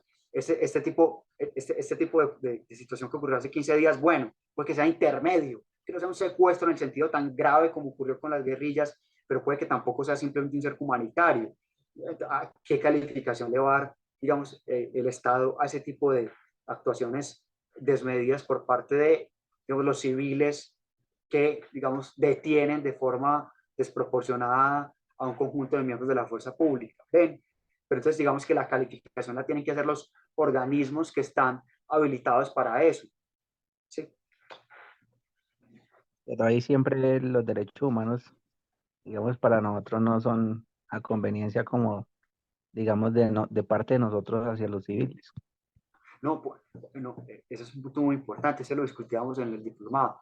La fuerza pública ahí, incluso en el ejercicio de sus funciones, tienen derechos humanos que tienen que ser respetados por parte de los particulares, de las comunidades. En todo caso, esa retención que hubo ahí, cualquiera sea la calificación que uno le dé, es una calificación ilegal, desproporcionada, injustificada, y las comunidades no estaban legitimadas para hacerlo. Eso implica en todo caso una vulneración de los derechos humanos de los miembros de la fuerza pública. ¿Sí? Sí, profe. Más allá de la calificación que finalmente se le dé. Una cosa es la calificación que se le dé por la proporcionalidad de la retención que hubo, pero otra cosa es el desvalor de la acción. No está justificado haberlo hecho, es ilegítimo haberlo hecho. Las comunidades no tenían una facultad para haber hecho eso. ¿Sí? Listo, profe. Listo. Sigamos. Otro derecho que tiene que ser satisfecho en todos los sistemas de justicia transicional es el derecho a la reparación. Es otra exigencia en los procesos de sistemas de justicia transicional. En este caso, tiene que ver con qué, ya no con esclarecer la verdad, sino con resarcir los daños causados como consecuencia de las violaciones graves a los derechos humanos. Ese principio tiene que satisfacerse, bien sea en una modalidad judicial o en una modalidad extrajudicial o administrativa. Cuando el principio se satisface en una modalidad judicial, estamos hablando del derecho a la reparación integral de las víctimas.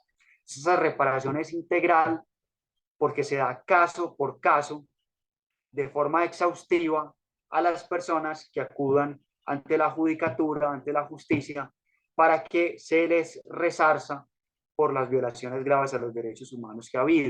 Entonces miren que aquí vuelve a aplicar el mismo principio del derecho a la verdad. Cuando la reparación es judicial, entonces es muy exhaustiva, es muy profunda. Por eso hablamos del principio de reparación integral y se compone de 3 medidas. Las medidas de restitución, por ejemplo, si yo fui objeto de un desplazamiento forzado, la restitución implica que me van a restablecer, restituir el predio donde yo vivía con mi familia, si por ejemplo era un campesino. Medidas de restitución o medidas de compensación. Entonces, si no se puede restituir mi predio porque las condiciones, por ejemplo, de seguridad pública no lo permiten, entonces hay una compensación económica, ahí sí, una reparación económica, lo que me preguntaban, para compensar el hecho de que yo no pueda volver a vivir en mi predio. Compensación. O finalmente también hay medidas de rehabilitación. Esas medidas de rehabilitación tienen que ver con reparaciones simbólicas. Entonces, si yo, por ejemplo, sufrí un trauma porque mis papás fueron secuestrados, mis papás fueron reclutados, o yo mismo fui reclutado por un grupo armado ilegal cuando era menor de edad, entonces hay medidas de reparación simbólica para yo restablecerme, digamos, en términos psicológicos, emocionales, por esas violaciones graves a los derechos humanos que yo tuve. O si, por ejemplo, yo fui objeto de una mina antipersonal, no solamente es la reparación material, la compensación del daño que yo sufrí, sino también la rehabilitación para yo poder ejercer labores con esa disminución física que yo tengo a raíz de haber sufrido una violación grave de mis derechos humanos. Por ejemplo, ¿sí? Eso pasa mucho con miembros de la fuerza pública, pero también de campesinos y población civil que son afectados por minas antipersonal que son sembradas por los grupos armados ilegales, ese tipo de cosas. Entonces la reparación ahí es exhaustiva, pero también hay medidas de reparación administrativa. Las medidas de reparación administrativa no son tan exhaustivas porque son medidas, digamos, que intentan abarcan más, como la verdad extrajudicial, abarcan más, pero no pueden ser tan profundas. Entonces lo que hay aquí son unas políticas públicas de reparación administrativa. Se crea un programa estatal de reparación masiva, que por ser masiva y por ser un programa estatal administrativo no puede ser tan exhaustivo, no puede ser tan profundo. O sea, hay medidas generales para reparar a una mayor cantidad de víctimas. Es lo que tiene de bueno. Tal vez no responde al principio de reparación integral, de restitución, compensación, rehabilitación, pero sí tiene algo bueno y loable, que es que puede reparar un conjunto más amplio de víctimas. ¿Sí? Un grupo más amplio de víctimas. Por ejemplo, en Colombia ha habido 7 millones de víctimas en general, casi 8, dependiendo de las cifras. Los programas, es imposible que los programas de reparación judicial vayan a reparar a 8 millones de víctimas de forma exhaustiva. Ningún aparato judicial de ningún país, por desarrollado que sea, tiene los recursos humanos, técnicos y financieros para eso. ¿Qué es lo que crean los países que han sufrido, digamos, graves violaciones de los derechos humanos de forma masiva y sistemática? Crean reparaciones administrativas, programas que tratan de compensar o de restituir o de rehabilitar en un sentido menos profundo, pero en todo caso también importante y masivo, a las víctimas de violaciones a los derechos humanos, ¿sí? Y lo que normalmente ocurre, igualmente como con el derecho a la verdad, es que se mezclan las reparaciones judiciales y a los que finalmente no se pueden reparar de forma judicial, pues se los repara de forma administrativa, ¿sí? Miren, se conjugan los factores, se conjugan las estrategias para lograr un cierto equilibrio en los derechos de reparación de las víctimas. Ahora, hay medidas de reparación material y medidas de reparación simbólica, lo que ustedes me preguntaban, lo que ya medíamos. Las medidas de reparación material son medidas tangibles para remediar las violaciones graves a los derechos humanos, como por ejemplo puede ser la restitución de un predio o el pago de una plata. Esas son medidas tangibles para remediar los derechos humanos. Y las medidas intangibles son reparaciones simbólicas, igualmente muy valiosas. Vuelvo y les insisto, ¿cómo? Entonces vamos a hacer un monumento en el pueblo donde una toma guerrillera, donde una masacre paramilitar, o vamos a reconstruir, por ejemplo, la escuela o el templo religioso, la iglesia de un pueblo, o vamos a descontaminar las fuentes hídricas, si hubo una voladura de un oleoducto, que eso es vigente, ocurre con el ELN. Este tipo de medidas intangibles son muy valiosas, las víctimas y las comunidades también las reclaman mucho como una medida de reparación y de satisfacción del derecho de reparación de ellas mismas. ¿Me puede dar un ejemplo de esa reparación administrativa? Sí, las medidas de reparación administrativa se pueden dar, por ejemplo, cuando es imposible que haya una restitución de los predios de los 7 millones de desplazados que ha habido en Colombia, porque las circunstancias de seguridad no lo permiten, porque hay un tercero comprador de buena fe que está alegando que tiene un proyecto productivo ahí, por muchas razones. Cuando no hay una reparación, digamos, de forma de restitución del predio, hay muchas personas que fueron desplazadas, que no pueden retornar a sus lugares de origen.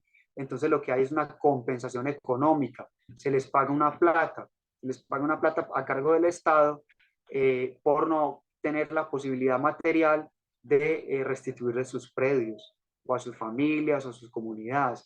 Es un ejemplo de reparación administrativa del Estado, muy importante.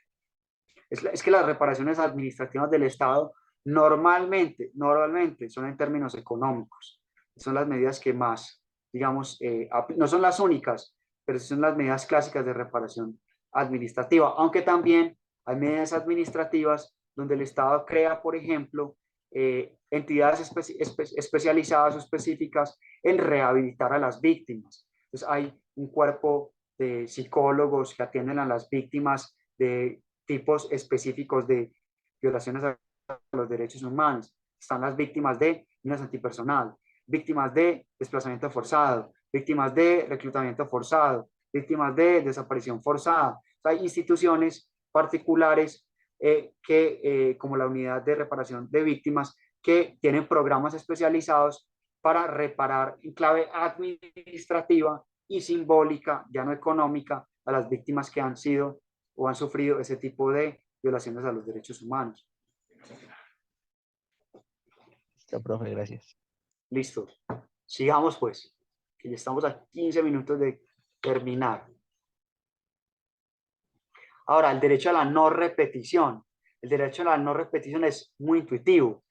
¿En qué consiste? En que no se revictimice a las personas que fueron víctimas de los violaciones a los derechos humanos, pero ojo, que tampoco se victimice en el futuro a personas o grupos poblacionales o comunidades que no fueron en el pasado víctimas, pero que tampoco pueden serlo en el futuro, ¿sí? Es el derecho a la no repetición. Y digamos, el sustrato moral, filosófico que eso tiene, es que se restaure la dignidad, se restaure la ciudadanía plena de las víctimas que fueron objeto de violaciones graves a los derechos humanos. Porque miren que el trasfondo es ese. Eso se conecta con el módulo 1 que veíamos general sobre derechos humanos. Es restaurar la dignidad de la persona, que nunca debió haber sido objeto de violaciones a los derechos humanos. Es restaurar la ciudadanía plena. Es que ellos puedan, por ejemplo, hay muchas víctimas que restauran su dignidad y restauran su ciudadanía. Actualmente uno los ve como congresistas, diputados, concejales, son políticos, por ejemplo, y no está mal. Lograron hacer ese tránsito de restaurar su dignidad, de restaurar su ciudadanía, y ya incluso están detentando cargos públicos, ejerciendo labores de representación de sus comunidades, en fin, de hecho, de eso se trata, ¿sí? Ese es el cumplimiento del principio de no repetición. Ahora, ¿cómo se cumple también la no repetición por parte de quienes fueron ya no las víctimas, sino los responsables de las violaciones graves a los derechos humanos? Entonces, si estamos en un escenario de transición de guerra a la paz, pues, ¿cómo se garantiza la no repetición? Con la implementación de programas de DDR, de desarme, desmovilización y reincorporación a la vida civil. Como lo pueden ver en la diapositiva, el D y la D es desarme más desmovilización, que la desmovilización no es lo mismo que el desarme. Desarmarse es entregar las armas. La desmovilización es desestructurar la organización armada ilegal, como una guerrilla, como grupos paramilitares, como una BACRIM, en fin, como un combo incluso, que cometían de forma sistemática violaciones graves a los derechos humanos. Es desarme más desmovilización, desestructurar, desarticular la organización, y la R es la reincorporación de los excombatientes a la vida civil. Es como ellos hacen un tránsito. Piensen mucho, por ejemplo, en las personas que fueron reclutadas siendo menores, pues, cómo ofrecerles una vía de reincorporación a la civilidad, civil, económica, incluso política. Miren que hay muchos grupos guerrilleros que cuando se desarman y se desmovilizan, piden pista para tener movimientos políticos, como lo hizo las FARC, ¿no? Entonces, esa es una reincorporación también política, al escenario político. Entonces tienen curules y no sé qué. Ese es un escenario que garantiza la no repetición, siempre y cuando ellos cumplan con los condicionamientos de nunca jamás, ¿no?, armarse, nunca más violar los derechos humanos de la sociedad civil, por supuesto. Y cómo se da ese escenario de no repetición en los contextos de transición de la dictadura a la democracia. Aquí se implementan programas de lustración, se llama así. Entonces, ¿qué significa esos programas de lustración?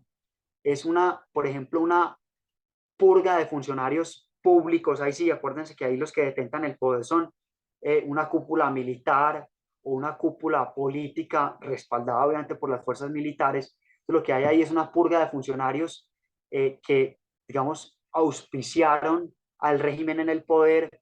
Hay una degradación de rangos también de los militares o de las fuerzas policiales que están vinculadas con la violación grave de los derechos humanos.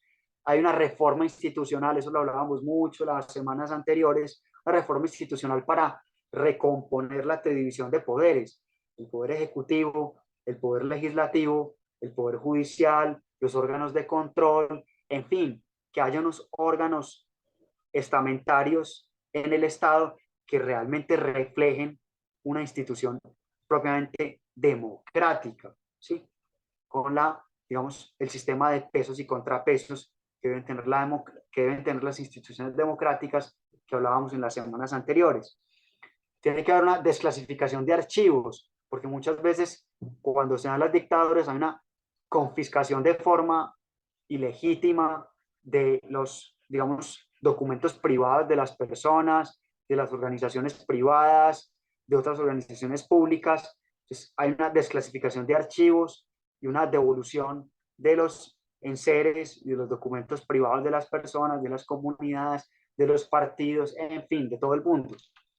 Y hay unas sanciones políticas que también se imponen sobre esas personas que estaban en el poder, que de forma, digamos, violenta oprimieron a la población civil, entonces se los, digamos, inhabilita para ejercer cargos públicos o para, digamos, pertenecer a partidos políticos, para evitar que pues haya un riesgo de que vuelvan a causar violaciones graves a los derechos humanos.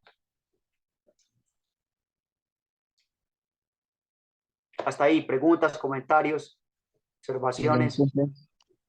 ¿Y si lo incumplen, profe? No, no, obviamente si incumplen esos compromisos, pasa por ejemplo lo que ocurrió con Iván Márquez, con el Paisa, con Romaña. Ellos fueron expulsados del sistema de justicia transicional, expulsados.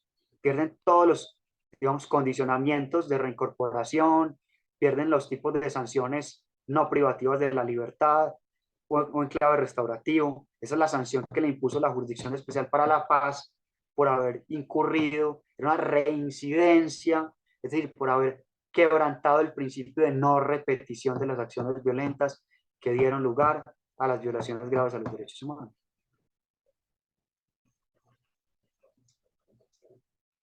¿Listo? Listo, profe. Listo, sigamos. Ahora, ¿y cuál es el derecho a la justicia propiamente dicho? ¿Cierto? Dentro de los sistemas de justicia transicional, ¿cómo es que se, digamos, materializa, propiamente dicho, el componente de justicia?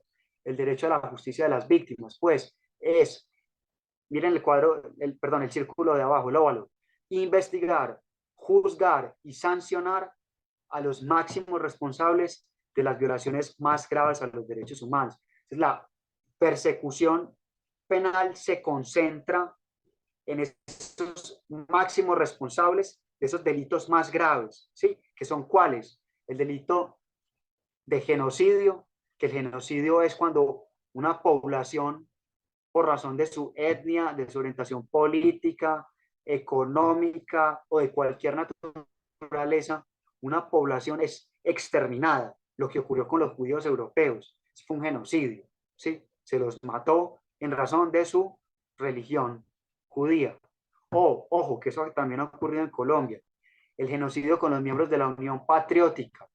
La Unión Patriótica fue una fracción de, digamos, antiguos combatientes de la FARC-EP que por allá en la década de los 80 se desmovilizaron durante un proceso de paz fallido, se desmovilizaron, formaron un partido que fue la Unión Patriótica y ellos fueron exterminados sistemáticamente por, parece ser, miembros de la, no propiamente de la fuerza pública, pero del Estado, miembros del Estado, que ejecutaron sistemáticamente a los partidarios de la Unión Patriótica.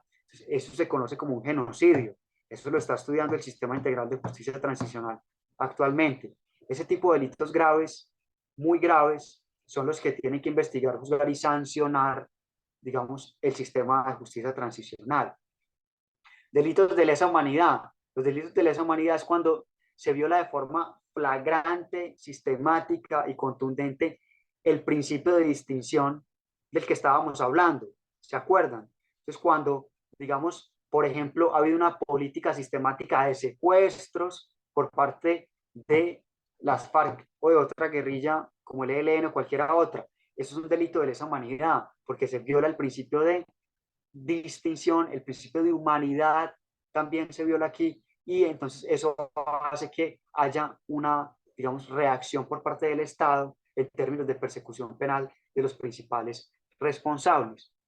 Y cuando también existen graves crímenes de guerra, cuando no se respetan esas prácticas que se supone que se deberían seguir incluso en medio de una confrontación armada internacional o nacional, cuando no se respetan esas normas de derecho internacional humanitario en su conjunto y de forma sistemática y generalizada, se incurre, por ejemplo, en el uso de armas prohibidas como lo son, y ya lo vimos antes, las armas como, se me fue la palabra,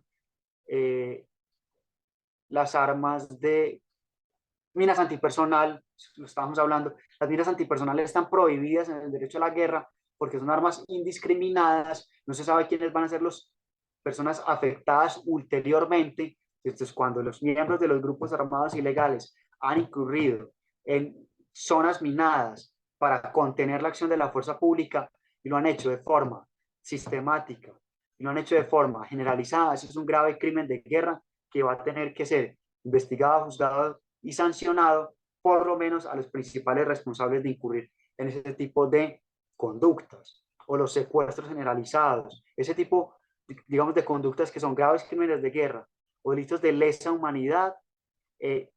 A los principales responsables de haber incurrido en esas conductas van a tener que ser investigados, juzgados, sancionados en clave de justicia transicional.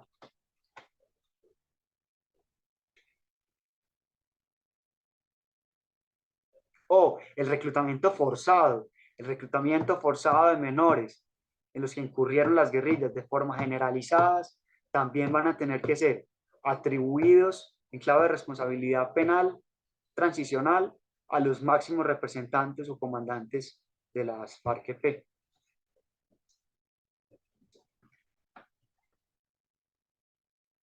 Hasta ahí, ¿estamos claros? Profe.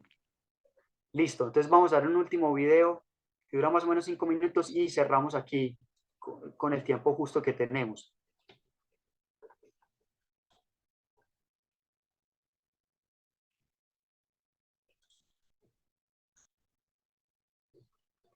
El video que vamos a ver ahí es de un, digamos, colega mío, pero con más experiencia, por supuesto, todavía que yo, de la Universidad de Antioquia, que hace, digamos, una balance global general de lo que es la justicia transicional, hace un poco un recorrido histórico por el paradigma, cómo surgió y cómo ha venido evolucionando, y cuáles son los retos de la implementación del paradigma de justicia transicional en un escenario ya como el colombiano, el que nos corresponde a nosotros.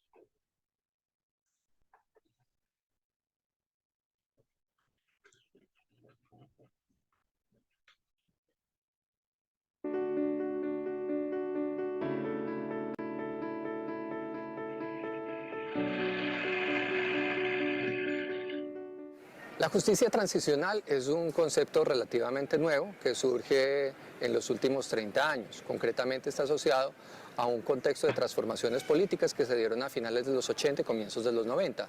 Algunas de esas características era la terminación de la Guerra Fría, pero también un conjunto de cambios como el hecho de que algunos países en el Cono Sur pasaron de las dictaduras a las democracias liberales, o también estuvo asociado con las transformaciones políticas en Europa Oriental, concretamente con el colapso de la Unión Soviética y de los regímenes socialistas en Europa Oriental.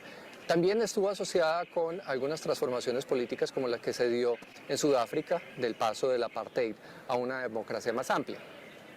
Con base en todos estos cambios que se dieron en los años 90, hubo una preocupación por parte de politólogos, abogados, expertos en resolución de conflictos, tratando de balancear dos exigencias. De una parte, las exigencias relacionadas con justicia y reclamos por los derechos de las víctimas a la verdad, la justicia, la reparación, las garantías de no repetición, pero de otro lado a garantizar convivencia pacífica. ¿Cómo hacer para que las sociedades pudieran estabilizarse políticamente?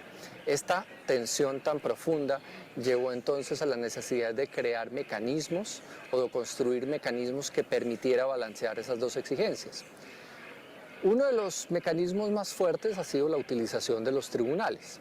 Se han utilizado tribunales nacionales, tribunales internacionales, pero también se han utilizado otros mecanismos como los que comenzaron a utilizarse en Argentina y en Chile, que fueron las comisiones de la verdad, que se refinó con la experiencia de Sudáfrica, que es la Comisión de la Verdad y la Reconciliación. Además de eso, existen otros mecanismos administrativos como los mecanismos de purga y de lustración. Eso quiere decir la prohibición a funcionarios administrativos que hayan hecho parte de regímenes para participar o continuar en el poder. Finalmente, ¿qué es lo que buscan los mecanismos de justicia transicional? Buscan fundamentalmente proteger los derechos de las víctimas que han padecido la inclemencia de crímenes masivos y graves violaciones de derechos humanos, pero a su vez también buscan facilitar ese cambio político que lleve a la construcción de una sociedad democrática.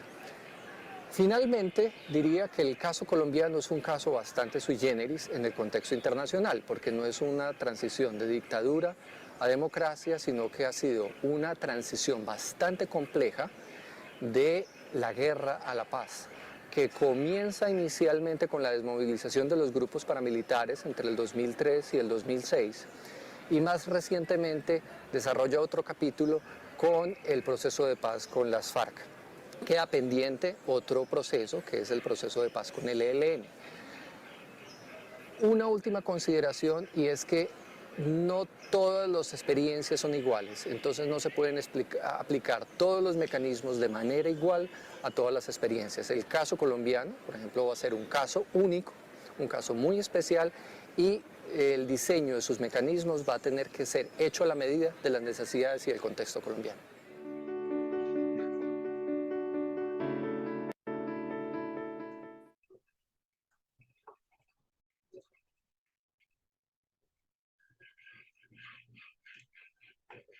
Listo, entonces con esto terminamos, son las 10 en punto, yo creo que lo logramos pues, toda la parte que tenía que ver como con la teoría general de la justicia transicional, el derecho internacional humanitario y el derecho a la guerra, muy problemático. Yo le agradezco mucho a Álvaro pues por la invitación nuevamente hoy, creo que cumplimos apenas, fue exactico el tiempo, y yo el mes entrante pues digamos después de Semana Santa, ya empezó abril, creo que va a estar como con compromisos otra vez importantes. Yo el reto que le dejaría a Álvaro es que les presente a ustedes los dos modelos concretos de justicia transicional.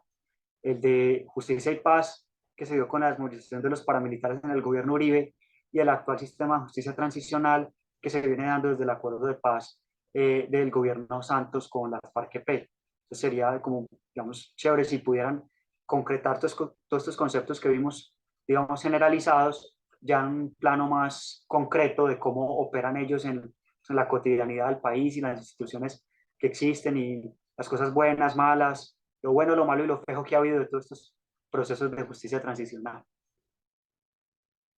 Listo, sí, señor profe. Profe, muchísimas gracias por compartir con nosotros el conocimiento que usted tiene, el amplio conocimiento. Muchas gracias, de verdad. Listo, que esté muy bien pues, un saludo y se cuidan y gracias. Listo. Listo, profe. Hasta luego, muchachos. Listo, profe, buenas noches. Chao, chao.